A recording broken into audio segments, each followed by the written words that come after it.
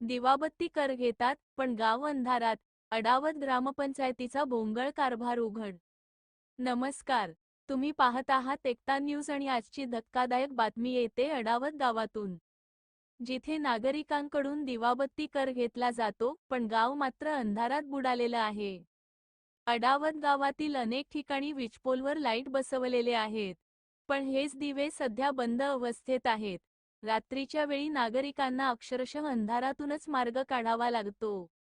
एकीकडे ग्रामपंचायत दिवाबत्ती कर नियमित वसूल करते आणि दुसरीकडे सुविधा देण्यात मात्र अपयशी ठरते. हा नेमका कोणता विकास? कर घेताना नियम आठवतात, पण सेवा देताना दुर्लक्ष का? हा सवाल आता अडावतकर थेट विचारत आहेत.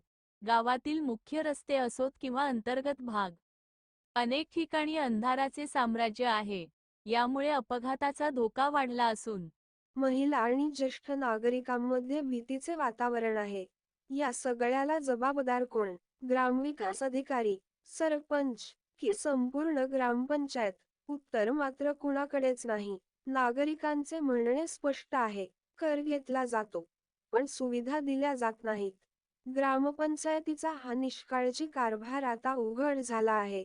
आता गरज आहे ती तातडीच्या कारवाईची, बंद असलेले दिवे सुरू करण्याची आणि अडावत गावाला अंधारातून प्रकाशाकडे नेण्याची. व्हिडिओ आवडला असेल तर लाईक, शेअर आणि सबस्क्राईब करा.